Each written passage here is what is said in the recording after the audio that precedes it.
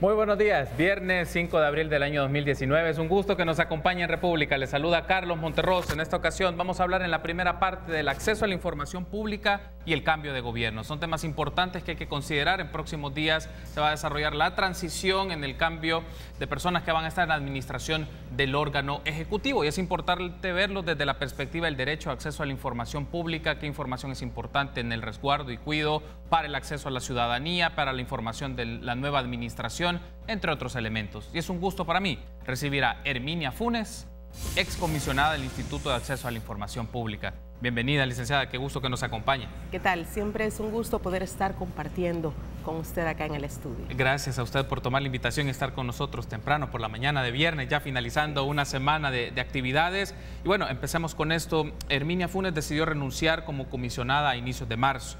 Aunque si bien podía continuar en el cargo mientras se nombraba a un nuevo comisionado o comisionada del instituto, ¿por qué decide hacerlo? Bueno, tal como usted lo ha mencionado, renuncio en marzo. Formalmente mi periodo finalizaba el 23 de febrero. Sin embargo, la ley establece en el artículo 53 que si no se ha nombrado a la persona que va a sustituir al comisionado o comisionada en el cargo, este debe continuar en el cargo. Sin embargo, el artículo 52 también establece que los comisionados y comisionadas suplentes deberán asumir el cargo si es que hay renuncia o ya no se encuentra el comisionado propietario.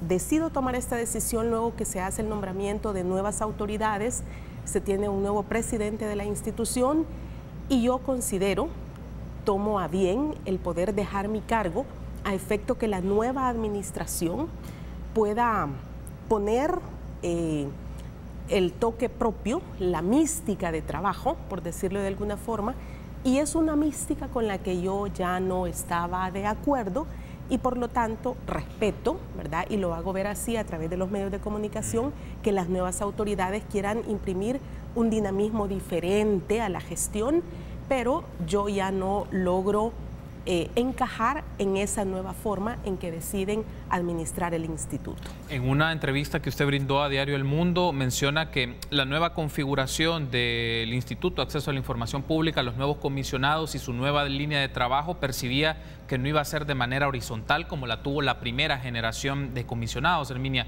¿qué elementos o qué indicios ha identificado o identificó usted para que dé una muestra a lo que podría decirse algo a un cambio un poco más vertical o, digámoslo así, menos horizontal? Sí, considero que la primera generación de comisionados, si bien es cierto, pudimos habernos equivocado y mucho, decidimos trabajar de manera horizontal, es decir, haciendo equipos de trabajo, ¿verdad? Ciertamente la máxima autoridad en el instituto son los 5 comisionados. El presidente únicamente, ¿verdad?, tiene una función administrativa que le delega la ley, pero al final la máxima autoridad son los 5 comisionados. Es así como nosotros trabajamos en equipo, respetando y destacando cada una de las expertise que tienen nuestros jefes de los diferentes departamentos. Cuando usted empieza a ver que quiere darse un mayor control a nivel de presidencia, en este caso, porque hay que decirlo de esta forma, usted empieza a ver que las cosas van a cambiar. Y usted puede decir, puede ser para bien, sí, pero ya usted no se siente bien porque no comparte esa forma donde hay donde es más presidencialista. Es decir, yo quiero mostrar que tengo el poder cuando para mí, y puede ser una forma de ver que esté equivocada, pero es más fácil y en las instituciones públicas usted pudiera ver un mejor dinamismo, mayores resultados si el trabajo se hiciera en equipo, es decir, donde la autoridad no piense que es la que tiene que mandar, a la que se le debe tener miedo y no respeto, ¿verdad? Porque yo eso sí lo tengo claro y como le digo puede ser que esté equivocada, pero para mí a las personas, a las máximas autoridades se le debe respetar y no tenérseles miedo. Cuando usted empieza a ver que hay molestias por parte de algunas jefaturas, cuando usted empieza a darse cuenta, porque lo desconocía, que se ha evaluado muy mal a algunas personas que hacen su trabajo de forma excelente y que no hubo nunca cuestionamientos, entonces usted dice, acá algo pasa, y entonces digo, no estoy de acuerdo y me retiro.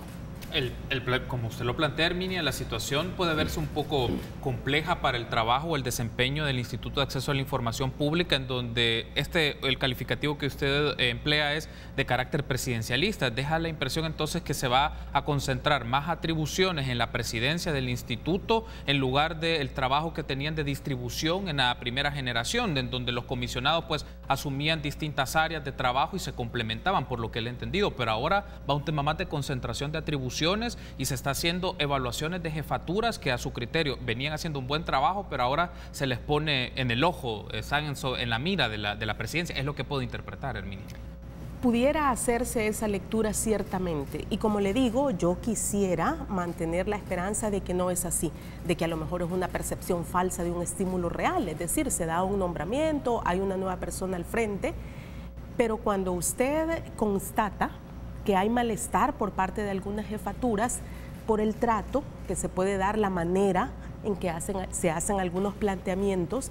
A ver, en la primera generación de comisionados ciertamente cada uno se entendía con diferentes áreas, pero también es importante decirlo, las jefaturas tenían un rol importante, es decir, ellos hacían el trabajo que les tocaba y el Pleno les dejaba trabajar. Y obviamente nosotros nos concentrábamos en las grandes líneas estratégicas y el tema de, bueno, nos tocó crear la institución. Entonces, ¿hacia dónde nosotros queríamos ver el instituto en 6 años, que era el periodo en el que íbamos a estar?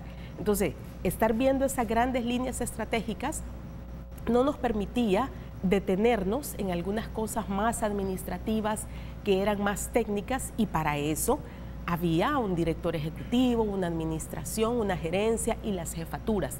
Entonces, nuestro pensamiento en aquel momento fue empoderemos a las jefaturas y de esa forma el instituto crece y nosotros nos dedicamos a las grandes líneas estratégicas. Ahora, desde esta perspectiva, ¿usted considera, Herminia, que el cambio de la correlación en el pleno del instituto y estas características que usted ha observado ya en función de su salida, en el momento ya de su salida de la institución, cómo condiciona las decisiones y acciones del instituto este cambio de correlación? Fíjese que yo únicamente pude estar en 2 plenos, no conozco, digamos, a las personas nuevas que han llegado, porque ciertamente solo queda una de las personas con la que tuve la posibilidad de estar trabajando alrededor de 1 año, 7 meses. No conozco a las demás personas. Sin embargo, yo esperaría que pueda haber discusión, que pueda haber propuestas diferentes si es que yo no estoy de acuerdo en algún planteamiento que se esté haciendo, y sobre todo los consensos para decisiones que sean a favor del trabajo del instituto, decisiones que redunden en beneficio de la institución, porque al final lo que se quiere es, de lo bueno que se pudo haber hecho en la primera generación de comisionados, hay que potenciarlo. Estas evaluaciones de las que le hablo son evaluaciones que se hacen todos los años. La hicimos en diciembre, pero curiosamente, y lo digo con toda honestidad, yo no sabía que uno de los comisionados había evaluado muy mal algunas jefaturas. Y me di cuenta porque la jefatura lo mencionó. Claro. Y entonces usted dice, como no vemos las evaluaciones de los demás comisionados, entonces usted dice, esto me parece raro y no entiendo por qué se evalúa tan mal a personas que durante años han venido haciendo su trabajo muy bien. Entonces usted ahí puede percibir que algo pasa, y entonces digo, antes de continuar y conocer qué hay detrás de esto, yo mejor me retiro. Cuando probablemente los otros comisionados llevan una evaluación favorable de estas jefaturas, pero era particularmente en un caso que la evaluación era negativa respecto a jefaturas en particular, pero en cambio los otros había más coincidencias, o digamos, en los términos de evaluación tenían puntos en común. Por supuesto. Ahora, antes de irnos a la pausa, cambiamos de tema y abordamos otros aspectos que tienen que ver con el instituto, pero también en esta transición, en el pleno a veces poco se discute esto, pero es una instancia colegiada, no hay expresiones de diversos sectores por el mismo mecanismo de elección en el cual llegan los comisionados y comisionadas del instituto, pero ¿usted considera que ahí hay una expresión o una manifestación de representación de intereses en el Instituto de Acceso a la Información Pública por el origen de donde vienen estos comisionados o comisionadas, o no necesariamente es una lectura pertinente para entender cómo se decide y actúa el instituto? Fíjese que dado que no estuve con los comisionados mucho tiempo, no me atrevería a hacer ese señalamiento. Usted puede tener algunas impresiones o comentarios, ¿verdad? Porque algunas personas incluso dentro del instituto dicen, aquí parecen que todos los comisionados ya se conocían previamente o hay algún tipo de camaradería. Como le digo, yo desconozco a las personas que han llegado, no tuve mayor relación con ellas, entonces no me atrevería a hacer una lectura de ese tipo. El tiempo lo dirá, ¿verdad? Las personas que están al interior son las que están haciendo algún tipo de señalamientos, comentarios. Perfecto, tengo que hacer una pausa, pero al regresar hablemos un poco del trabajo mismo del Instituto de Acceso a la Información Pública, lo que le significa con la transición en el cambio de personas en la administración del órgano ejecutivo, pero también un poco el tema de cómo quedan los oficiales de información en estos cambios, cuáles son sus derechos, en qué condiciones se encuentran ante denuncias que puedan existir en algunas carteras de Estado. Regresamos.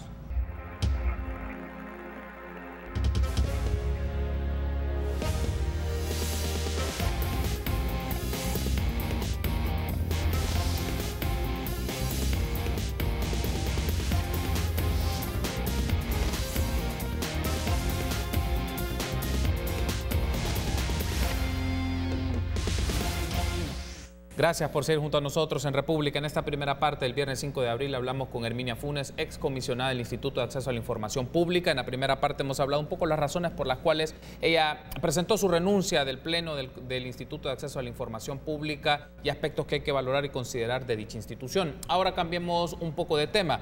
Voy a pedir por favor a producción si nos pueden poner en pantalla una aclaración necesaria, un comunicado que publicó el Instituto de Acceso a la Información Pública en recientes días, vinculados a un instructivo que se publicó sobre cómo debe resguardarse la información en este proceso de transición.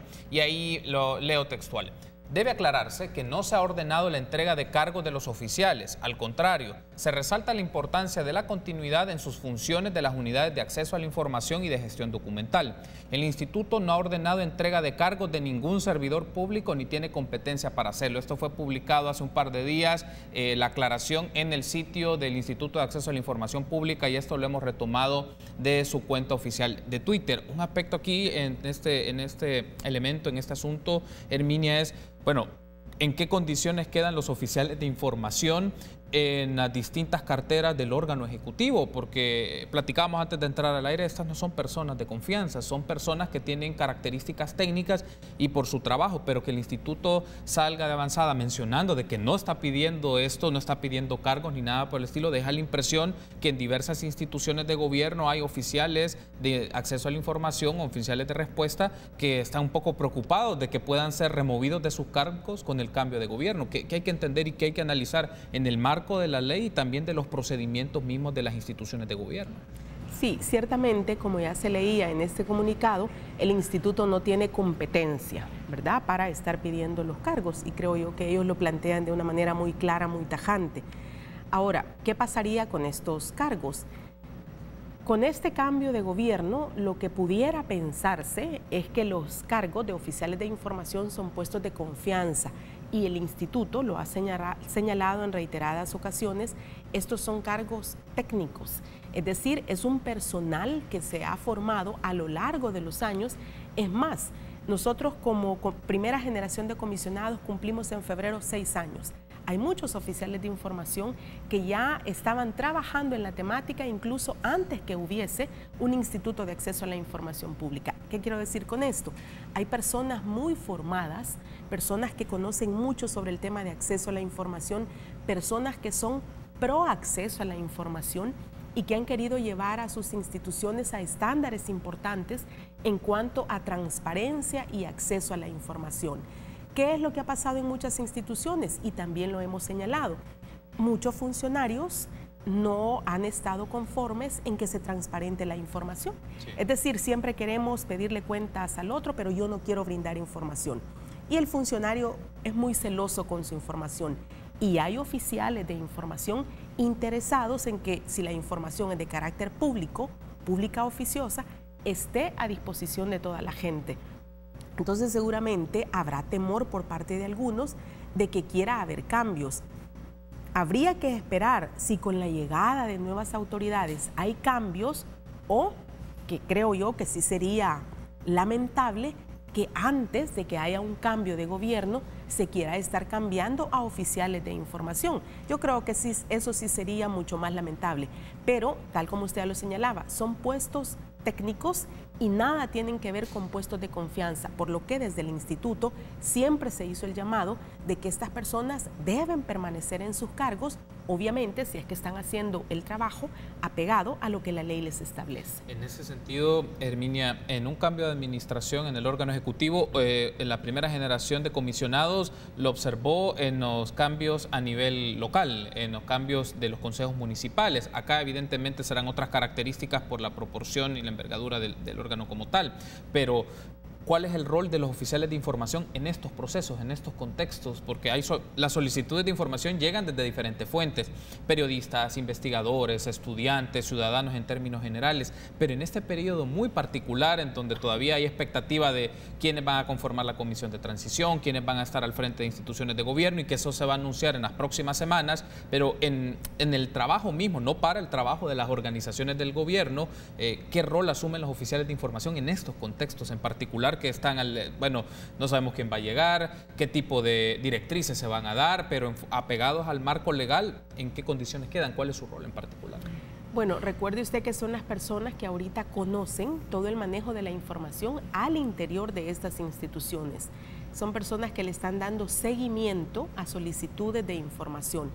Y así como usted lo señalaba, cuando ha habido cambios a nivel local, cambian, no en todas las municipalidades, pero sí en algunas, cambian a estos oficiales, ya no se le da respuesta a los peticionarios, se traspapelan, no debería ser así, porque debería nombrarse a otra persona, a alguien que le esté dando seguimiento, pero la realidad nos demuestra que no es así. ¿Qué se esperaría en estos casos? Bueno, los oficiales de información actuales son los que más conocen el interior de las instituciones. Y yo creo que sería una mala decisión tanto de las autoridades actuales como de las entrantes el cambiar a estas personas que son clave al interior de estas instituciones. Y como hemos repetido, por ser puestos técnicos y no de confianza, no tendría ningún sentido que se estén removiendo de sus cargos. Y como le repito, son clave porque conocen sobre toda la información, sobre los lineamientos que se dan para publicación de información, porque recordemos también, están los oficiales de gestión documental, son los que deberían estar resguardando la información que se encuentra al interior de las instituciones, porque lo que no se quiere, así como la Fuerza Armada lo señala, el Ministerio de la Defensa, es que la información no se encuentra, se pierde, ¿qué se hizo? Creo yo que son dos puestos importantes, tanto el oficial de información como el de gestión documental. Ahora, cambiando un poco de tema, luego ampliaremos otros asuntos en el último segmento de esta primera parte de esta entrevista, Herminia, pero ha sido conocido también en medios de comunicación, y en este momento quiero pedir a producción, van a aparecer en pantalla una demanda que se hizo a la ministra de Trabajo ante el Instituto de Acceso a la Información, fue publicado por un periódico recientemente, el diario El Mundo. Leo textual: oficial de información publica denuncia a ministra ante el Instituto de Acceso a la Información. La oficial de información del Ministerio de Trabajo recurrió el pasado martes 2 de abril ante los comisionados del Instituto de Acceso a la Información Pública denunciando acoso laboral en el cumplimiento de sus funciones.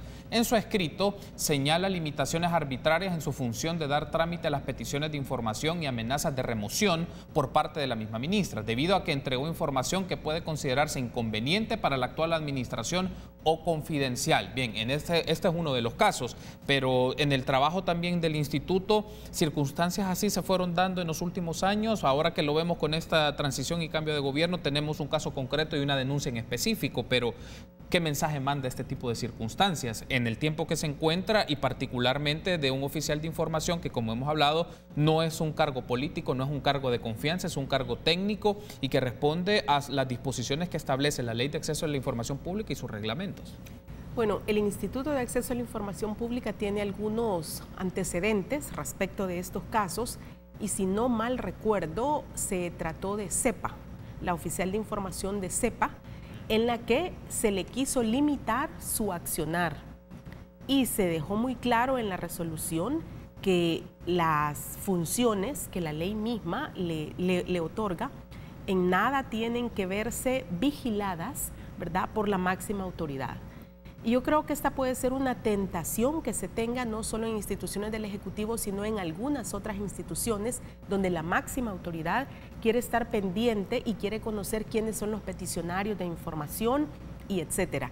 A ver, la ley también establece sanciones para quienes divulguen quiénes son los que están pidiendo la información, porque eso la ley no lo establece que debe hacerse. Ya con este antecedente, el instituto estableció que el puesto de oficial de información es técnico y no es de confianza, y por lo tanto dimos algunos elementos que le sirvieron en ese momento a la oficial de información de CEPA.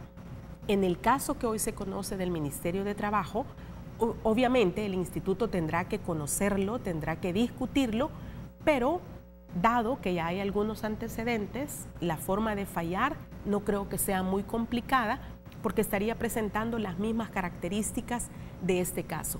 Y también hay que decirlo, nosotros conocimos en el instituto de muchos oficiales de información a los que se les amenazaba y se les decía que debían, antes de dar una información, notificar a la máxima autoridad qué era lo que estaban pidiendo, quién lo estaban pidiendo, y había como un rastreo de para qué podía quererse esta información.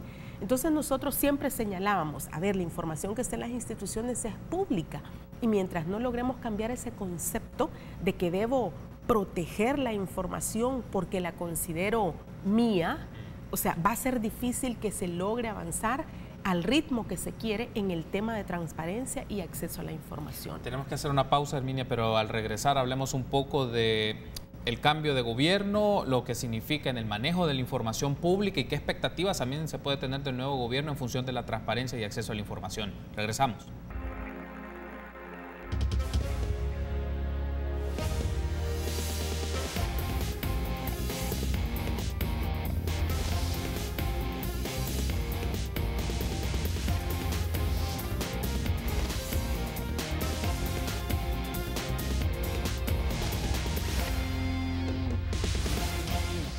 Gracias por ser junto a nosotros en República. Continuamos platicando con Herminia Funes, excomisionada del Instituto de Acceso a la Información Pública. Solo para efectos de cerrar un poco la temática que traíamos en el segmento anterior, Herminia, en el caso de la denuncia que existe de la oficial de información del Ministerio de Trabajo hacia la titular de esa institución, que ya ha mencionado que hayan antecedentes del caso CEPA.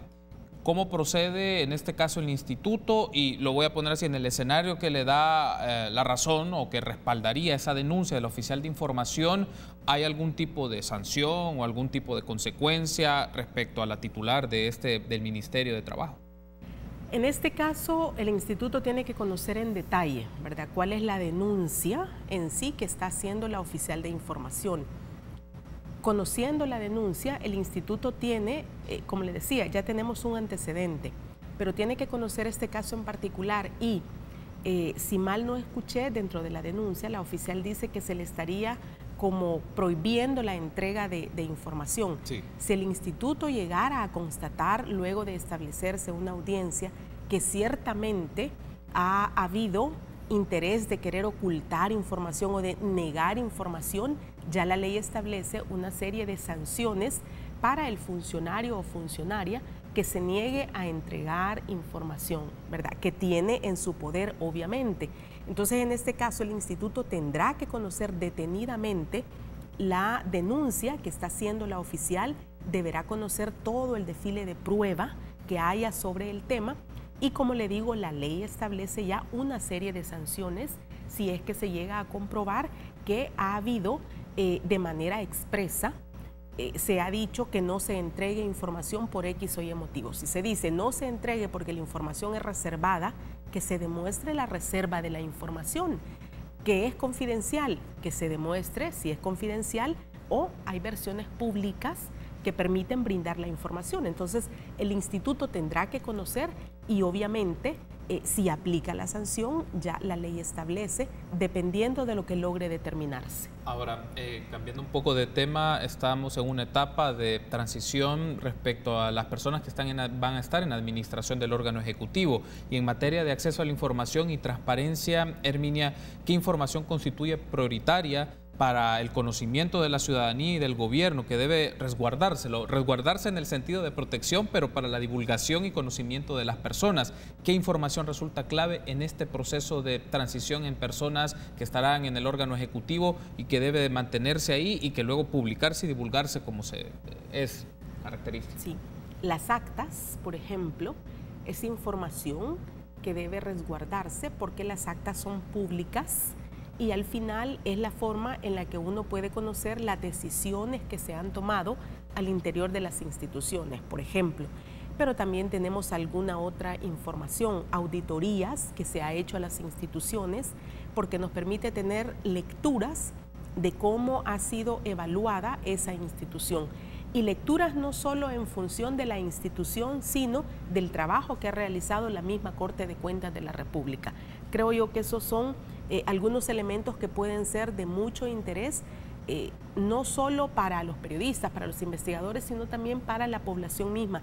A veces piden puntos de acta de manera muy puntual y hay muchas instituciones que no publican las actas, a pesar de que la ley establece que esta es información pública oficiosa.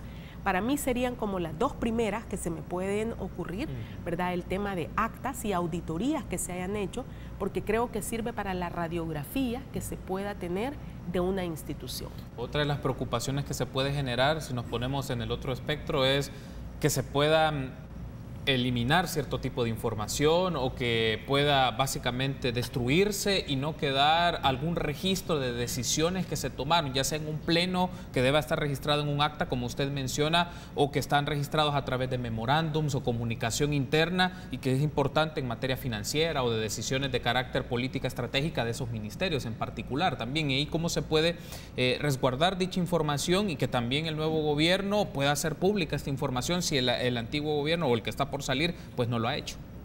A ver, aquí en el país lamentablemente ha sido una tradición, los gobiernos anteriores, los alcaldes y alcaldesas quemaban, destruían, desaparecían la información. Entonces usted se encuentra en que hay muchas instituciones que le dicen no tengo la información, es inexistente y ciertamente no la tienen y es porque justamente se han dado este tipo de procedimientos que no son legales.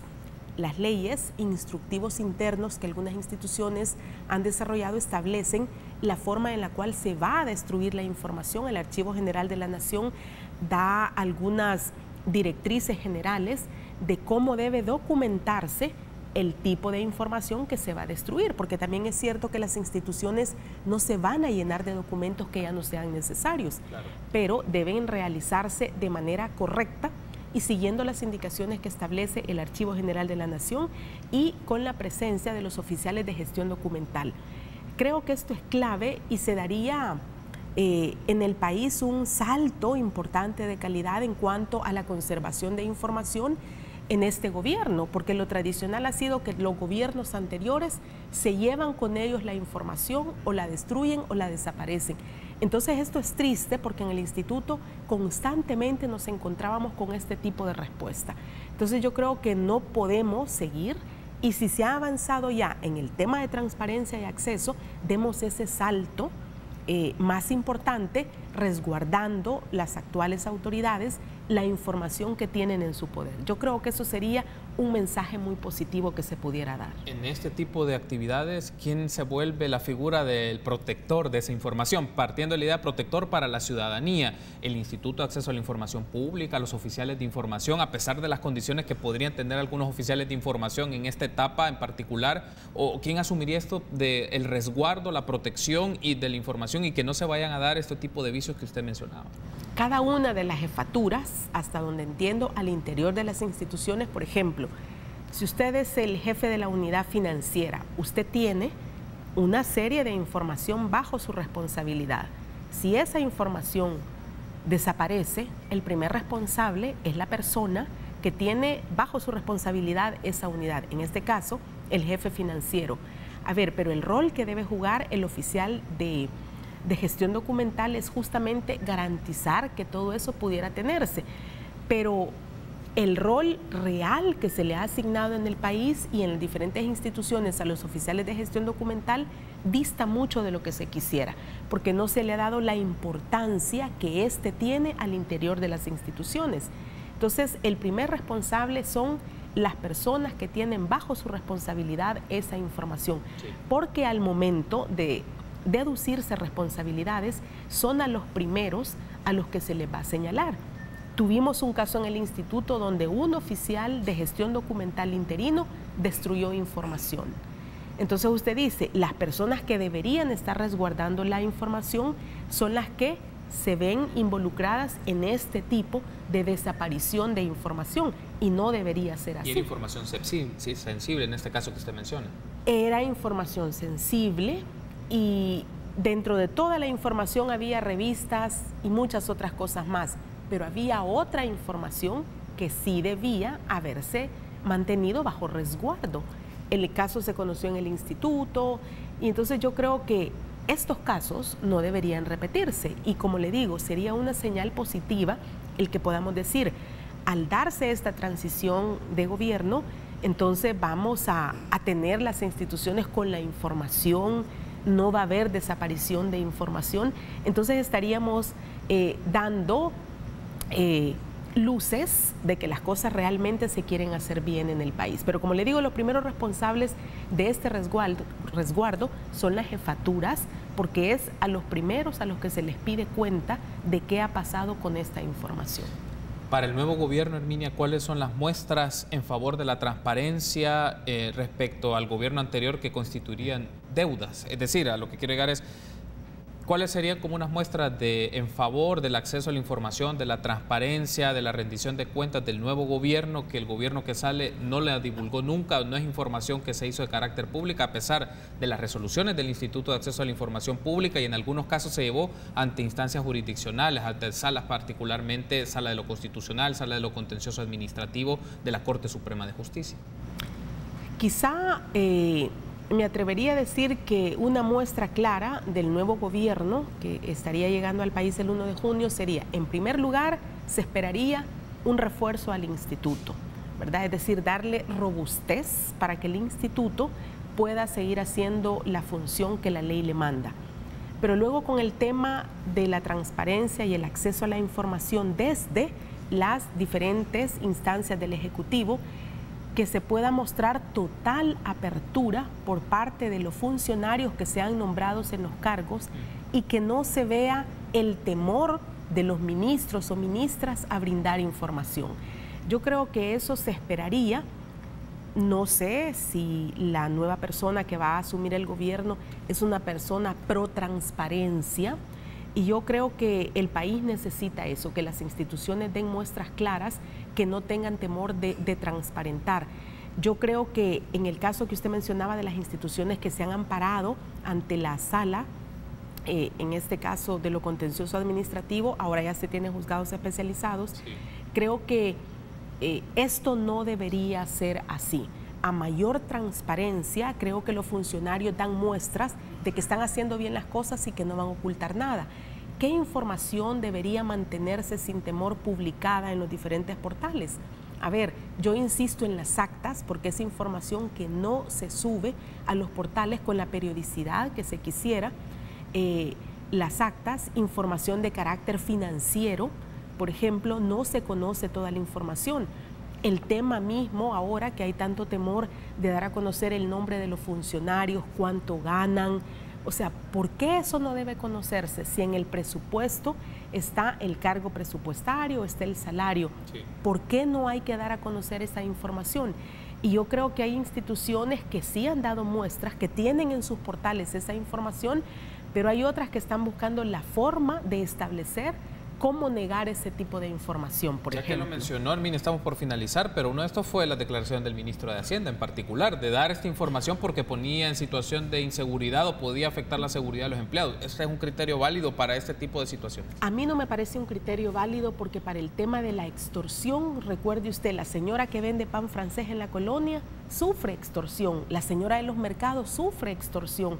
Entonces le digo, estas son realidades, lamentablemente, el tema de la inseguridad en nuestro país es difícil y uno no la desconoce. Bueno, trabajemos porque la seguridad mejore, porque tengamos instituciones encargadas de velar por la justicia mejores, robustecidas, pero no estemos diciendo que dar a conocer el nombre de los empleados y cuánto ganan va a ponerlos en peligro. Yo creo que son argumentos no válidos y que a estas alturas solo demuestra que las instituciones por razones que solo ellos conocen, no quieren dar a conocer los nombres de los funcionarios y cuál es el salario que tienen. Tengo un minuto, Herminia, y le consulto algo muy puntual. Está pendiente la elección de comisionados para el gremio periodístico. ¿Usted considera que en este puede existir injerencia o involucramiento de partidos políticos para este proceso de elección, en este caso en el sector periodístico? Fíjese que no debería ser así, porque a las diferentes instituciones se hace el llamado a que participen y a que sean las organizaciones las que hagan sus propuestas. Yo más bien me atrevería a decir, ha habido poco interés por parte de las instituciones en formar parte del instituto. ¿Por qué? Es la otra lectura que debería hacerse. ¿Por qué los colegas periodistas no tienen interés de participar de esta elección? Que creo yo que por ahí debería apuntar la lectura. ¿Cuál es ese desinterés que yo muestro? Porque debe ser a raíz de algo. Entonces yo creo que no debería haber injerencia de partidos políticos, porque aquí un comisionado no debe ser ni de derecha ni de izquierda. Y yo creo que cuando hay intenciones de ambas tendencias por querer tener a alguien en el instituto, esto ya desmejora el trabajo que se ha querido hacer con esta institución, que mucho se ha dicho no es nombrada ni por la Asamblea ni por otras instancias políticas. Creo yo que esto no debería perderse. Quiero darle las gracias, Herminia, por habernos acompañado. La invitación está hecha para que sigamos platicando del tema de acceso a la información pública, rendición de cuentas y transparencia. Gracias por haber estado con nosotros. Gracias a usted y un saludo a toda su teleaudiencia. Muy amable, Herminia. Gracias por haber estado con nosotros. Permítanos una pausa. Regresamos con más entrevistas.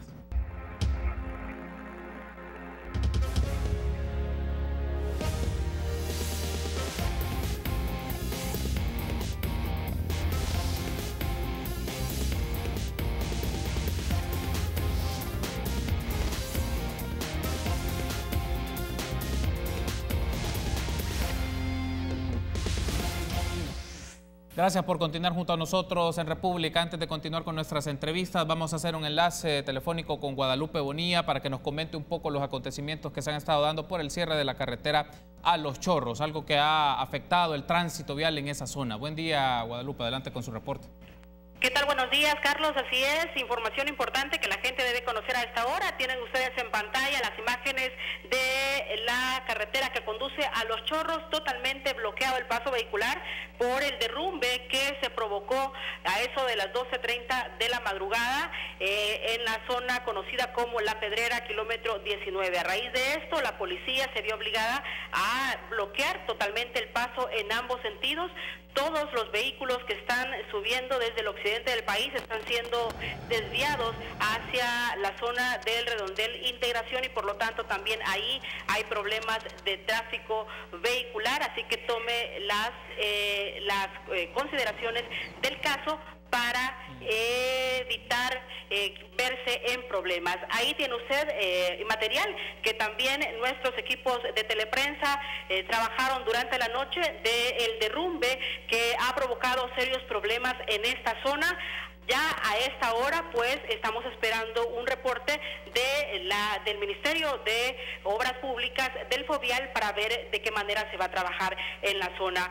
Las personas tienen que ver cómo se movilizan en pickups. Hay autobuses que están dejando pasar, pero hasta la zona de la báscula les están cobrando a las personas 25 centavos por el pasaje y desde ahí los están volviendo a regresar hasta la zona de Santa Tecla. Ahí la gente debe tomar otro autobús para intentar llegar hacia su destino. Así que los invitamos a que estén pendientes de nuestras emisiones de teleprensa. Les vamos a seguir dando información de cómo transcurre las condiciones en esta importante carretera.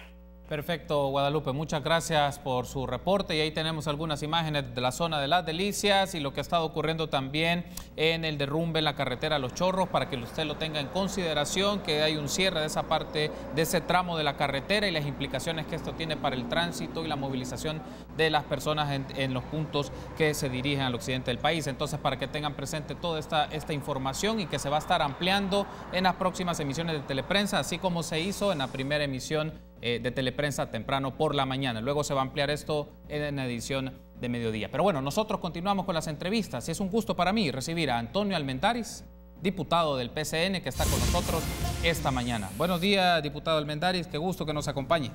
Bien, muchas gracias por la oportunidad de estar explicando lo que estamos haciendo en la elección de la Procuraduría General de la República, y también, pueblo salvadoreño, bendiciones, lamentando lo que ha pasado en los Chorros, y eso nos lleva a una solicitud hacia el gobierno, bueno, el saliente y no tanto como el entrante, que no obstante puede ser una inversión millonaria el de una vez por todas quitar ese riesgo, pero hay que sopesar lo que cuesta una vida versus lo que es el dinero. Yo creo que lo que se ha hecho hasta ese momento, eso de medio poner mallas, y eso no viene a solucionar el problema, y gracias a Dios que no iba pasando nadie en ese momento, pero yo creo que una vez por todas debería de arreglarse toda esa carretera. Bueno, estaremos a la expectativa un poco de las declaraciones del ministro de Obras Públicas sobre las acciones que se pueden hacer en esa zona y evitar circunstancias que se puedan dar con alguna frecuencia de derrumbes y que pueda tener afectaciones sobre todo a la integridad física de las personas en momentos particulares. Eso es un punto importante y estaremos a la expectativa de esa información que brinde el Ministerio de Obras Públicas. Pero como usted bien lo ha mencionado, diputado Almendaris, vamos a hablar sobre el proceso de elección a la Procuraduría General de la República y otros asuntos también de carácter legislativo que tienen que ver con el trabajo de la Comisión Política. Empecemos un poco con esto, diputado. ¿Cuáles han sido los criterios que han definido los grupos parlamentarios que se encuentran en la Comisión Política para la elección de la persona que estará al frente de la Procuraduría General de la República? Está a pocos días que termine el mandato de la licenciada Sonia Cortés de Madrid, que está actualmente como Procuradora General, pero ¿qué criterios han definido los distintos grupos parlamentarios en la Comisión Política para hacer la evaluación de los 29 aspirantes a este cargo? Bueno, como Partido de Concertación Nacional, de un trabajo serio y responsable, nosotros, junto con la fracción, hicimos un seguimiento informándoles oportunamente a los compañeros sobre lo que eran las personas que iban a participar, los currículum que tuvimos de cada uno de ellos, y también las entrevistas, el desenvolvimiento de las entrevistas. Eso nos llevó que en la semana pasada entregásemos nosotros nuestras propuestas a candidatos, sí, pero no un listado, porque ya la población nos ha exigido, y así tiene que ser, no es solamente decir fulano, mengano, no, el por qué. Y es así como le he mostrado a usted, este es un cuadro de cada una de las personas que nosotros hemos propuesto, sí, y en qué nos basamos. En la competencia profesional, si tiene doctorados, tiene licenciaturas, maestrías, posgrados, diplomados, la experiencia previa, ¿eh? No solamente en el caso de las personas que se han desenvuelto dentro de la Procuraduría, porque acuérdense que la Procuraduría no solamente es cobrar las cuotas alimenticias, no solamente es adopciones, no. El fiscal tiene que saber de todo, porque hay defensoría. La Procuraduría, sí. Sí, tiene que saber de todo. Por lo tanto, si bien es cierto, los que han laborado y se han presentado como candidatos tienen cierta, digamos, prioridad, pero también muchas personas que no lo han hecho, pero que también su currículo lo dice.